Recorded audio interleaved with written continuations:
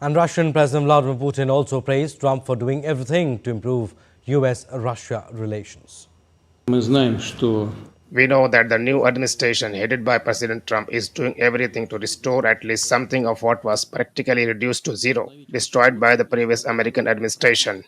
This process is not simple, if not complicated, but nevertheless, as everyone knows, I had a telephone conversation with President Trump. The first contacts of our Minister of Foreign Affairs with his American counterpart took place, and the Russian presidential aide Oshakov met with his counterparts. So, in general, the situation is starting to move. Let us see what comes out of it. And the G7 on Friday reaffirmed their unwavering support for Ukraine in defending its territorial integrity. In the final statement from a meeting in Canada, the group of powerful democracies warned Russia that it could face further sanctions if it doesn't back a US-led ceasefire effort, while stressing the need for credible security arrangements to guard against Russian aggression. The group of 7 ministers, along with the European Union, had held meeting in the remote tourist town of La Malbaie, nestled in the Quebec Hills, on Thursday and Friday. Through our long conversations, we were able to find strong G7 unity on a variety of issues that were discussed, and one that I would like to highlight in particular is the one linked to Ukraine. All right, to talk more on this, DD India's Shubhendu Ghosh joins us live from the newsroom. Good morning, Shubhendu. Trump has said US had productive talks with Putin over Ukraine war. Trump envoy Steve Witkoff met Vladimir Putin to discuss the details of a joint US-Ukrainian plan. What more details do you have? That's right. Good morning, Abhishek. Important headways appear to be being made as far as the Russia-Ukraine conflict is concerned. The latest, the visit of Trump's envoy, US envoy Steve Witkoff to Moscow, and the talks that took place with his counterparts in Moscow. This was on Thursday. And then on Friday, President Donald Trump says that important productive talks have taken place, important breakthroughs have been made. He also says that there is a possibility of now Russia-Ukraine war coming to a close. However, the statements that have come from President Putin, although he does converge with President Trump as far as productive talks are concerned, as far as the larger vision of the ceasefire between Russia and Ukraine is concerned, but he has also flagged some concerns that Russia has, and those concerns, if we look into it, are significant in the manner that they'll be difficult to achieve if we talk about the unconditional and immediate ceasefire. That has been the priority of the American administration as far as the Russia-Ukraine war is concerned.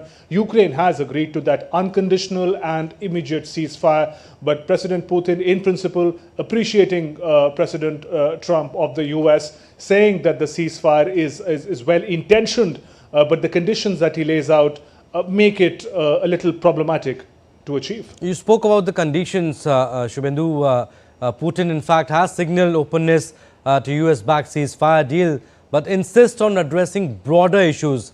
If you could tell us, what exactly are Putin's demands? That's right. President Putin has clearly highlighted and what is being referred to as nuances of the Russia-Ukraine conflict, that the larger vision of a ceasefire is good, and there is a certain humanitarian stand that President Trump is taking that is appreciated. But finer nuances. He highlights, for example, that there's a 2,000-kilometer long borderline between Russia and Ukraine where the fighting is going on. How will this ceasefire be implemented? Who are the people who are going to give out the orders? How will the violence be controlled? Also understand that this is in the middle of a very brutal conflict. Russia, over the past few weeks, has made important gains, particularly in the Kursk region, that Ukraine, to a great extent, had taken over in the interventions last year. And now Russia is taking it back from Ukraine.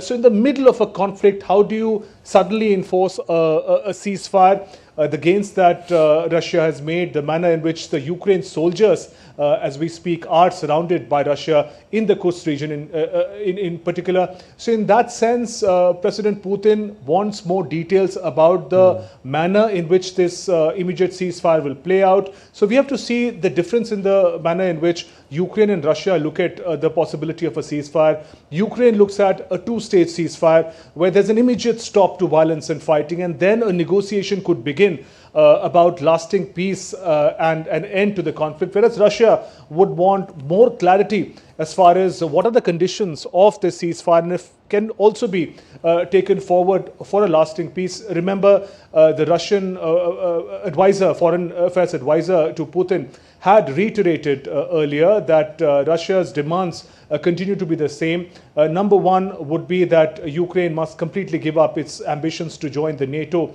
Second, Crimea and about 4 other southeastern parts of Ukraine that are now under Russian control should be recognized as Russian territory. And finally, Ukraine then should withdraw from all the territories that have been or now are recognized as Russian territories. So those conditions, Abhishek, that have been flagged by President Putin and his advisors are going to be very, very difficult to achieve. If we look at the manner in which President Zelensky had said that he will not compromise with the invaders.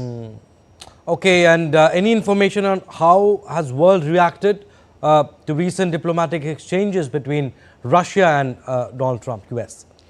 Abhishek, the reactions that have just come in, especially from the Western allies of America, they're more or less on the predictable lines. We mentioned about France, the G7 leaders also who had earlier congregated in Canada to hold talks on the conflict had also pressed for Russia to accept the American conditions for immediate and unconditional ceasefire. Both America and the G7 counterparts had spoken about harsher sanctions against Russia, but we've seen that sanctions in the past, the threats of sanctions and the real sanctions, have not been able to fully dissuade Russia and President Putin from engaging in this conflict to a great extent. But for now, the Western allies seem to be speaking in one voice. What would be interesting to watch would be from here on to what extent, given the issues that President Putin has flagged, to what extent will President Trump, and also in the context of his newfound bonhomie with President Putin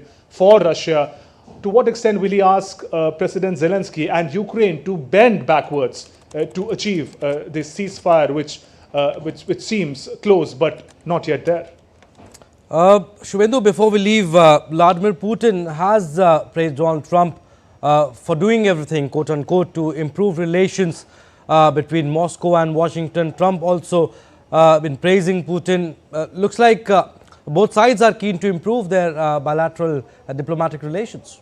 Oh, absolutely.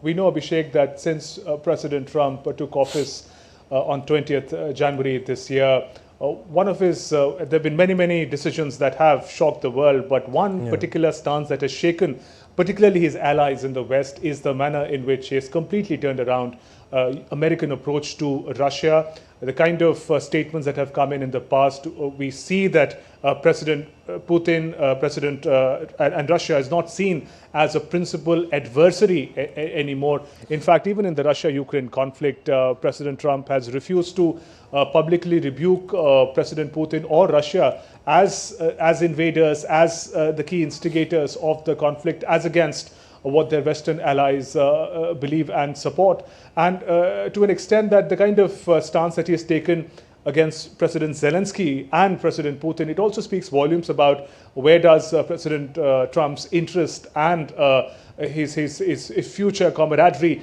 lie in that sense. The language, the tenor, the direction of diplomacy, all of them indicating that there is not just a thaw in US-Russia ties, but a potential new friendship that may be emerging on the horizon. US has time and again said that it is China that is its principal competitor and adversary, and therefore Russia is often seen as the kind of transactional diplomacy that President Trump engages in. The Russia-Ukraine war is seen as Europe's problem, and America, if it intervenes and the manner in which it is trying to broker a ceasefire, it would want some gains out of it. It does not see Russia, at least President Trump does not see Russia as an adversary as his previous regime. So in that sense, very interesting, friendly statements coming in for a long time now from both President Putin and President Trump.